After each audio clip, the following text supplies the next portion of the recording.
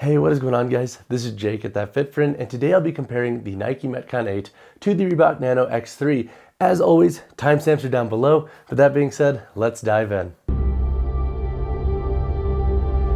So 5 major construction differences to note between these shoes include number 1, their midsole constructions and how that is going to feel when you are training. So in the Nike Metcon 8, you have the Nike React foam that extends the entirety of the shoe. The forefoot is a little bit more maneuverable, has a little bit more bounce and a little bit more responsiveness to it. And then back here in the heel, you have the Hyperlift insert. And I'm going to factor this into the midsole because that is going to influence how the shoe feels regarding versatility and stability. But this Hyperlift insert is this really tough TPU. So the heel of the Nike Metcon 8 does not have the same level of maneuverability, so you can expect the heel to feel super stable and less accommodating for short runs and jumping in the Nike Metcon 8. Over here in the Reebok Nano X3, you have the Reebok Float Ride Energy Foam that extends the entirety of this shoe's midsole. It is pretty consistent. It runs a little bit stiffer out of the box compared to the React foam in the Nike Metcon 8, but it does have a nice level of responsiveness once you do start breaking it in. We also have the lift and run chassis system in this model. That is this black and white TPU that extends around the midfoot into the heel. I have talked about that in the Reebok Nano X3 review I did, and then also in the Nano X2 versus Nano X3 video I also have them on the channel. So if you do want to learn more about the chassis system, definitely check those out. Essentially, it's designed to give you a slightly more versatile and stable feeling when you're training based on what you're doing. And that will give this model a slightly more versatile feeling overall compared to the heel in the Nike Metcon 8. The second major difference to note is their outsole constructions. So over here in the Nike Metcon 8, you have a full rubber outsole. You do have some grooves up here in the forefoot to once again add to the maneuverability of the shoe. And you also have that cutout back here where you can see that TPU insert with the Hyperlift insert. So overall, you do get good traction, I think, with the Nike Metcon 8. You also have these extended outsole wraps here on the midfoot that assist with rope climbing and durability there. So overall, the outsole with this model does give you a good level of grip on different surfaces in different contexts. In the Reebok Nano X3, you also have a full rubber outsole. You also have the split feature that goes from the midfoot up to the forefoot. It does help the toe box be a little bit more maneuverable, but one thing I will say is that once again, the Reebok Nano X3 is a little bit stiff out of the box, so definitely take a week or two to fully break them in because I think that is about the runway right now where I think that's when they start feeling their best. And then back here in the heel, we have a slightly different outsole tread, and this heel kind of compresses a little bit, and that's because of the lift and run chassis system. Basically, as you lift, this flattens and is designed to stabilize. So overall, you do get a nice level of tread with this shoe as well. And compared to the outsole in the Nano X2 and Nano X1, I actually think this outsole performs better than those models. So regarding grip and traction for a bunch of different activities, both of these shoes do a really good job. The third major difference to note is their upper constructions. So over here in the Nike Metcon 8, they have this synthetic material that extends over the mesh. This feature, I believe, was implemented because the chain link mesh in the Metcon 7 had some tearing issues at times and it would pull away from the midsole. This upper tends to stay alive a little bit longer. However, it gives this shoe a hotter feel. So you are getting a little bit of durability back by shifting away from that chain link mesh, but now you have a hotter ride in the Nike Metcon 8. Definitely something to note. Also, this upper is pretty low profile through the forefoot into the midfoot. And then back here in the heel, you have a little bit of padding and also some synthetic and textile overlays back here, giving it some structure. Looking at the upper in the Reebok Nano X3, you have the flex weave upper now that extends from the forefoot into the midfoot. Then you have some textile lining through the midfoot into the heel. You have a little bit more padding around the boot of this model. And then you also have that lift and run chassis system to give the boot a little bit more structure. Regarding boot and ankle support, the Reebok Nano X3 definitely gives you a little bit more. So if that is something you are after, this model may fare better for your needs because the Nike Metcon 8 is a little bit more low profile in nature. I do like the upper change in the Nano X3 compared to the Nano X2. I think it gives you a slightly more lockdown feel, and it feels a little bit less spacious than the Nano X2. So if you've ever worn that model and you felt like it was too baggy because of the knit, I think you'll get a slightly more athletic fit with the shoe, and it still has a slightly higher volume than the Nike Metcon 8's upper. So just something to note there with this model. The fourth thing to note about these shoes is their heel to toe drops and how that will differ. So in the Nike Metcon 8, you have a 4mm heel to toe drop. In the Reebok Nano X3, you have a 7mm drop. So if you like a little bit more heel and a higher drop for your training, the Nano X3 will likely resonate a little bit better for your needs. And then conversely, if you do like a 4mm drop, which the older Nanos had, from like the Nano X down to the first Nano, and for all the Nike Metcon models, then I think you will resonate with the 4mm drop in the Nike Metcon 8. Both are solid, and really heel to toe drop comes down to your personal preferences regarding what you want out of your shoes based off of how you are using them to train and your overall mechanics regarding your training. The fifth major difference to note with these shoes is their lacing systems and their midfoot constructions. Over here in the Reebok Nano X3, you now have 6 core eyelets that go up with a 7th back here for lace lock. This new tongue has 2 different loops. The tongue is not gusseted, however, the tongue does stay pretty secure. And then regarding overall midfoot security, the midfoot I think does a pretty good job in this model at really locking down your foot. Now again, when you break these in, they are going to be a little bit stiff, so you might have to tighten your laces a little bit more just to get the sole maneuvering a little bit more. That was something I did notice in the shoe, but I think as you break them in more, you don't have to tighten the shoe nearly as much. The laces do run a tiny bit long, but overall, I don't think that's going to be a huge caveat for most folks. Over here in the Nike Metcon 8, you have 5 core eyelets that run up. You do not have any additional eyelets for lace locking. And then you have a padded gusseted tongue. And then also with the Nike Metcon 8 tongue, you have this lace lock system. So essentially this is designed to both give your tongue a little bit more security, but then to also secure your laces while you're training to prevent them from coming undone.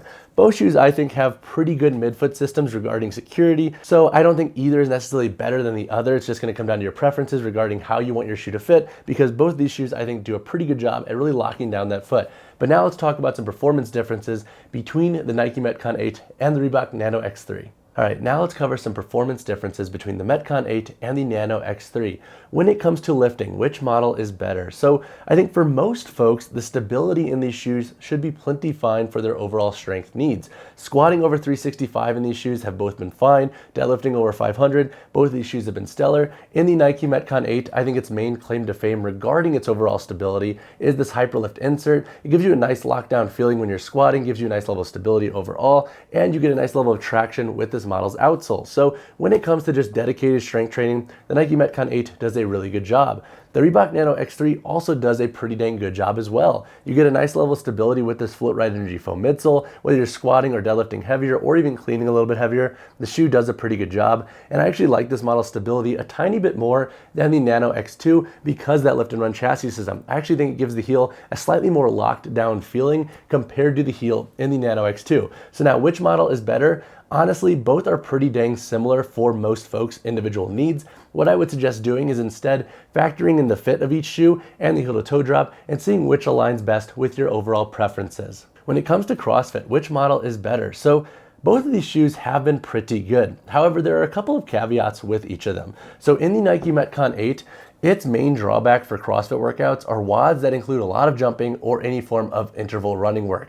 This heel is just not comfortable, and even running 400-meter bouts in this shoe, I think you'll find them to be a little bit clunky, a little bit less accommodating. So when it comes to most WODs, they do a good job, but if you're trying to do any form of short running or more versatile style work in your WODs, I think some folks might find the heel of the Nike Metcon 8 to be a little bit off-putting, and that's one of my main knocks on this model and the Nike Metcon 7. In the Reebok Nano X3, I think you do get a slightly wider range regarding its overall performance for most WODs. Plus, in this shoe, the Rope Pro Plus has been reworked, so you're not having as many breakdown issues in this model that the Nano X2 and Nano X1 had. So I think when it comes to being a really well-rounded shoe for CrossFit, the Nano X3 is quickly becoming one of my go-tos, whereas the Nano X2 and Nano X1 were okay, but they weren't necessarily my favorites. So when it comes to the better model for CrossFit, I would actually give the edge to the Reebok Nano X3 because I think it's a little bit more comfortable for a wider range of WODs. Again, the Nike Metcon 8 will work, but there are definitely some WODs where I just do not like wearing the shoe at all. When it comes to versatile training, which model is better? So kind of following suit with my CrossFit breakdown of these shoes, the Reebok Nano X3 I think is a slightly better shoe for versatile training. With the Flex Weave upper, you get a slightly more locked down feeling compared to the knit in the Nano X2. With the lift and run chassis system, it gives the shoe a nice blend of versatility and stability, so you can do a lot of plyometrics, any form of short run, and then heavier lifting with this model, and they'll feel pretty comfortable, and you get a nice level of traction with this shoe, so they do grip turf really well if you're training on turf or doing any form of athletic style workout where you're doing multi-directional work. In the Nike Metcon 8, They work to an extent, and honestly, again, this heel is the main drawback of this shoe. If you're doing a ton of explosive work, any form of sprint work, or even multi-directional work, where you're gonna have a little bit more of the base of the foot grounding into the ground, I think a lot of folks will find this heel a little bit uncomfortable. If you're doing a lot of forefoot dominant versatile training, the shoe will feel fine. However, again, once you start having that heel hit the ground a little bit more, I think you'll find the shoe to be a little bit uncomfortable. I do like the athletic fit of the Nike Metcon 8, but again, the heel just ain't there in this model regarding its overall performance for a wide range of versatile workouts. So when it comes to which model is better for versatility, I'm giving the edge to the Reebok Nano X3 once again. All right, now let's talk about which model is best for short runs. So let's say you want to tack on some 400 meters, 800 meters, mile or 2 mile runs pre or post workout, or if they're programmed into your session, which model will perform a little bit better? The Reebok Nano X3 is once again taking the edge here. Similar to my CrossFit and versatile training sections in this video, the heel of the Nike Metcon 8 just tanks this model's performance. If you don't necessarily have a super forefoot dominant foot strike, this model's heel is just gonna feel wicked clunky for you, because when it hits the ground, you pretty much have no flexibility or mobility with it at all. So it's like this super awkward, hard feeling when you have any contact with the heel of the shoe when you're doing any form of running. In the Reebok Nano X3, with that lift and run chassis system, it's a little bit more comfortable for short runs. Whether you're running outdoors or on the assault runner, this model will feel a little bit more accommodating. I think the heel has a tiny bit more give to it, and it's a little bit more forgiving for that context. And so I think the Reebok Nano X3 will be a better shoe for a wider range of running mechanics compared to the Nike Metcon 8. So which model is better? Once again, Reebok Nano X3 is taking the edge here. Now let's discuss which model is best for daily wear. I feel bad here because I feel like I'm bashing the Nike Metcon 8, but similar to the running section, versatile training section, and the CrossFit section, the Nike Metcon 8, sure, you could wear it for daily wear, but when you're having that heel hit when you're walking, it's gonna make this shoe pretty dang uncomfortable. Plus, with the low profile upper, it can feel a little bit snug if you're wearing them all day. So I would suggest, if you're going to invest in the Nike Metcon 8, limiting their use for your training sessions, you'll get more out of them. The Reebok Nano X3, I think, will be the more accommodating shoe for daily wear. It's a little bit more comfortable. Granted, I did like the knit a little bit more for daily wear in the Reebok Nano X2, but if you do want a training shoe between these two for wearing out and about and doing some walking, running some errands, and then wearing it to the gym, I think the Nano X3 will give you a little bit more range there because of its overall construction. So in sum, when it comes to lifting, both of these shoes are pretty dang solid. I think it will come down to your preferences regarding heel to toe drop and how each of these models will fit. When it comes to CrossFit, I'm giving the edge to the Reebok Nano X3. When it comes to versatile training, the Reebok Nano X3 is once again taking the dub. And then when it comes to short runs,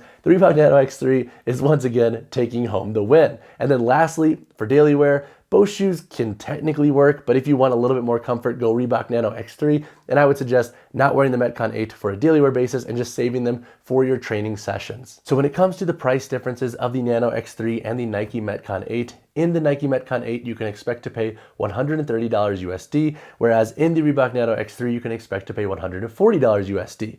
Since the Nike Metcon 9 will likely be coming out sometime in the late spring or summer, I don't know dates yet, so please don't quote me there. I think we will see a nice price decrease in the Nike Metcon 8 and any 7s that are left on the market. So if you are really interested in the Nike model, it might be worth picking up one of those shoes with the discounts if they align with your performance. And then if you're looking for a shoe for a little bit of everything, the Reebok Nano X3 does a really good job, and I think the price can be justified because it is a little bit more durable than the Nano X2. But if you're trying to save money and if you're not necessarily needing a shoe for strict CrossFit workouts where you're going to be doing more rope climbing and durability could be an issue, you might want to look into the Nano X2 because a lot of those models are on sale. But overall, $130 versus $140 in the Metcon 8 and Reebok Nano X3 respectively. So when it comes to the sizing and fit differences of the Nano X3 and the Nike Metcon 8, they are pretty dang different. So in the Nike Metcon 8, you have a slightly narrower toe box. It's a little bit more tapered, and we have a lower upper volume. This model feels very athletic in nature with its fit, meaning that it feels kind of like a cleat on the foot. If you have a narrow or neutral width foot, I think you should be safe going true to size in the Nike Metcon 8.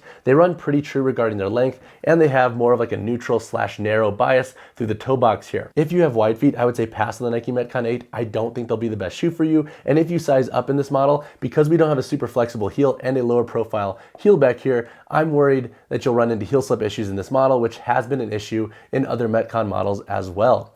In the Reebok Nano X3, the sizing is a little bit more true than the Nano X2. So in this model, I think if you have a narrow foot width. You should go down a half size. For neutral width feet, I think you can go either way. So if you like a slightly snugger fit, go down a half size. If you like a tiny bit more room at the end of your toe box, go true to size. And then for wider feet, go true to size in this model. The upper volume has been brought down a little bit in the Nano X3 compared to the Nano X2, and it gives it a slightly more true fit in my opinion. And when it comes to going true to size in the Nano X3, I think now a wider range of foot anatomies can do so without them feeling too large, which was an issue in the Reebok Nano X2. All right, now let's cover the weight, heel to toe drop, and insole differences in the Metcon 8 and Nano X3. For my Nike Metcon 8 model here, for my size 10 shoe, we have a weight of 12.35 ounces.